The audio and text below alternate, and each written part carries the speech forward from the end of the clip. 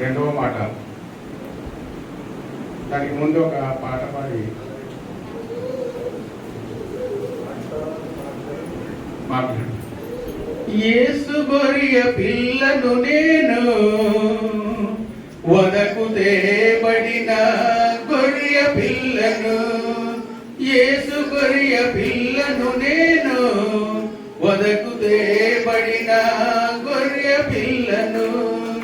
దినదినము చనిపోవుచున్నాను, దినదినము చనిపోవుచున్నాను.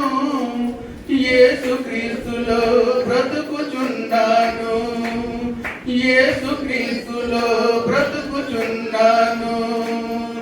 యేసు గొర్రె పిల్లను నేను, వదకు తేబడిన గొర్రె పిల్లను. నా తలపై ముళ్ళ గుచ్చబడినవి, నా తలంపులు ఏడుస్తున్నవి. నా తలపై ముళ్ళ గుచ్చబడినవి, నా తలంపులు ఏడుస్తున్నవి. నా మోమున ఉమ్ము వేయబడినది, నా చూపులు తలదించుకున్నవి. నా మీద ఉమ్ము వేయబడినది, నా చూపులు తలదించుచున్నది. యేసు గొర్రె పిల్లను నేను, వదకు తేబడిన గొర్రె పిల్లను.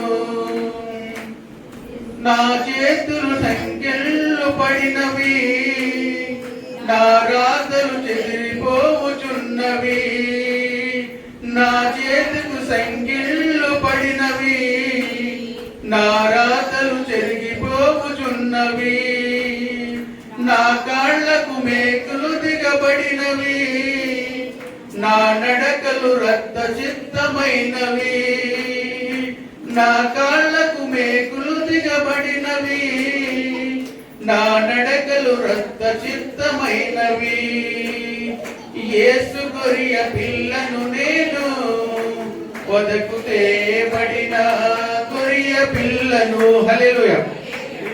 నాకు ఇచ్చినటువంటి రెండవ మాట అండి, లోకా సువార్త 23:34. అందుకైన వారితో, నేడు నీవు నాతో కూడా పరదేశులో ఉందువు అని, నిశ్చయముగా ఉందు అని నీతో చెప్పుచున్నాను నేను. అందుకైన వారితో, నేడు నీవు నాతో కూడా పరదేశులో ఉందు అని నిశ్చయముగా నేను నీతో చెప్పుచున్నాను నేను.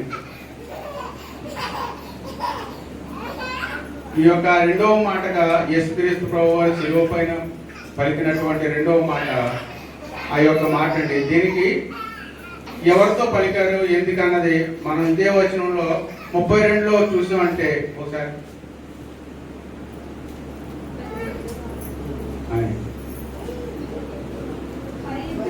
మరి ఇద్దరు ఆయనతో కూడా చంపబడుటకు తేబడిరి. వారు నేరము చేసిన వారు కపాలమనబడిన స్థలమునకు వచ్చినప్పుడు అక్కడ కుడివైపున ఒకడిని, ఎడమ వైపున ఒకడిని, ఆ నేరస్తులను ఆయనతో కూడా సిలువ వేసి ఇచ్చారు. ఇక్కడ ఇద్దరు మనుషుల్ని యేసుక్రీస్తు ప్రభు వారితో సిలువ వేయుటకు ఆ కపాలం అనే స్థలము తీసుకొచ్చి కుడివైపున ఒకరిని, ఎడమ వైపున ఒకరిని నిలవబెట్టి యేసుక్రీస్తు ప్రభు వారితో సిలువ వేయుటకు వారిద్దరిని తీసుకొచ్చి ఉన్నారు. ఎందుకనగా వారు నేరస్తులు కనుక వారికి శిక్ష విధించబడింది. ఆ శిక్ష ద్వారా వారు వేసినట్టు శిక్షను వాళ్ళని అనుభవించి అక్కడ ఆ స్థలంలో వారు చనిపోతారు. ఎందుకంటే శిక్ష పడింది. యేసుక్రీస్తు ప్రభు వారితో కూడా వాళ్ళు కూడా చనిపోవాల్సిన వారు ఉన్నారు కనుక వారిద్దరూ అక్కడ సిలువ అటుపక్కన ఒకరిని, ఇటుపక్క ఒకరిని వేలాడదీసి నట్టుగా మనం చూస్తున్నాం. అయితే ఈ యేసుక్రీస్తు ప్రభు వారు పలికినటువంటి రెండో మాట ఎవరితో పలికారు ఏంటన్నదానికి చూస్తే, అయితే 2:39 చదవమ్మా. వేలాడబడిన ఆ నేరస్తుల్లో ఒకడు ఆయనను దూషించుచు నీవు క్రీస్తువు కదా, నిన్ను నీవు రక్షించుకొనుము, మమ్మల్ని కూడా రక్షించమని చెప్పాను అన్నాము. ఇక్కడ ఒక ఫస్ట్ ఏమంటున్నాడంటే, నీవు దేవుడు కదా, నీవు దేవుడు అని ఆయనకి తెలుసు. ఎందుకంటే వాళ్ళు అక్కడ అదే ప్రదేశం ఎవరు ఉండుంటారు, అందు గురించి అని వారి శిక్ష అనుభవిస్తూ నీవు దేవుడివి యేసుక్రీస్తు ప్రభువు అని చెప్పేసి తెలుసు. ఆయన రావటమే మన యొక్క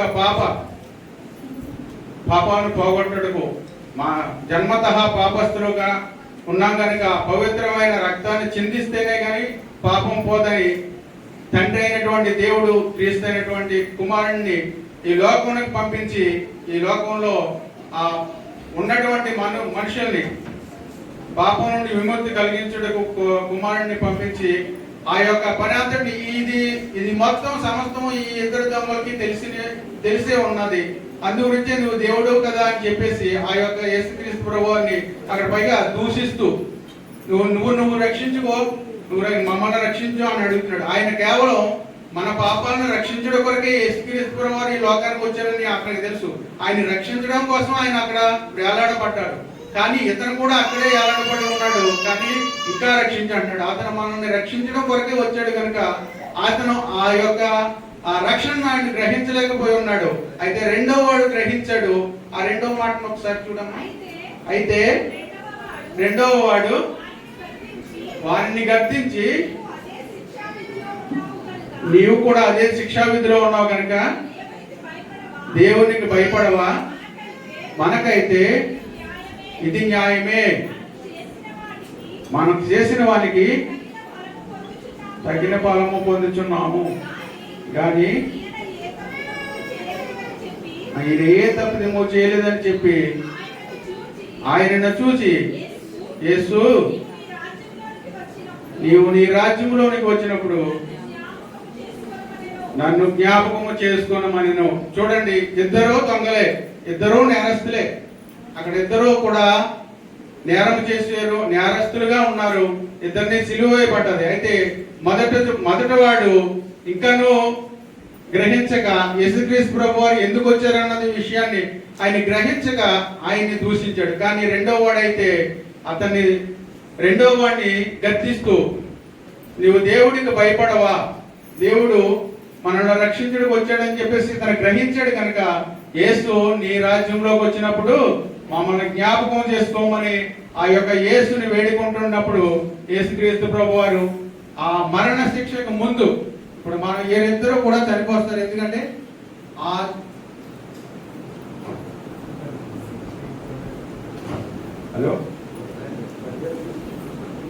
చనిపోయే టైంలో, ఇప్పుడు చనిపోయిన తర్వాత అయితే ఇక మనకి క్రీస్తు చెప్పింది ఏముండదు, చేసింది ఏముండదు కనుక, అయితే చనిపోక ముందే ఈయన గ్రహించి యేసుక్రీస్తు ప్రభువారిని నీ రాజ్యంలోకి వచ్చినప్పుడు నన్ను జ్ఞాపకం చేసుకోమని ఆయన వేడుకున్నప్పటికీ యేసుక్రీస్తు ప్రభువారు అప్పుడు పలికినటువంటి మాట, నేడు నీవు కూడా పరదేశంలో నాతో ఉంది అని.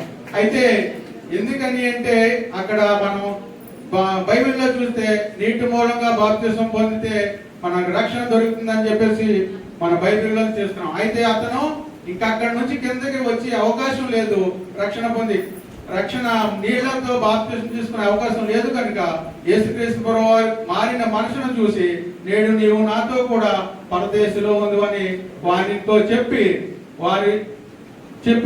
ఆయన్ని రక్షించినట్టుగా. ఏంటంటే ఇప్పుడు వచ్చినటువంటి 33.5 సంవత్సరాలు యేసుక్రీస్తు ప్రభువారు ఆయన ఒక బోధనను బోధిస్తూ అనేక మందిని రక్షించుకుంటూ వచ్చారు. అయితే శివరక్షణంలో ఆ యొక్క శిలువ మీద కూడా ఒక పాపిని రక్షించి ఆ యొక్క పరదేశంలోకి తీసుకెళ్ళినట్టుగా ఇక్కడ ఈ రెండవ మాటగా మనకి కనబడుతుంది. అందు గురించి మనం కూడా యేసుక్రీస్తు ప్రభువుని అంగీకరించి ఆయన యొక్క మాటను గ్రహించుకుని ఆయనతో నడిచే కృపభాగ్యం దయచేసుకోవాలని అందరికీ మనవి చేసుకుంటూ, నాకు అవకాశం ఇచ్చేటువంటి దైవజనులకు మరి ఒకసారి కృతజ్ఞతలు తెలుపుకుంటూ ఈ మాటలు ముగిస్తాను. దేవుడి ఈ మాటలు దీవించును గాక. ఆమేన్. అద్భుతంగా చెప్పారండి. చాలా నాకు చెప్తున్నారు అనిపిస్తుంది. హల్లెలూయా. గత సంవత్సరం అంటే సంవత్సరం సంగతి కదా నిలబడ్డారు కదా, కొంచెం సమయం నిలబడ్డారు. అలాగే మన సెక్రటరీ గారు కూడా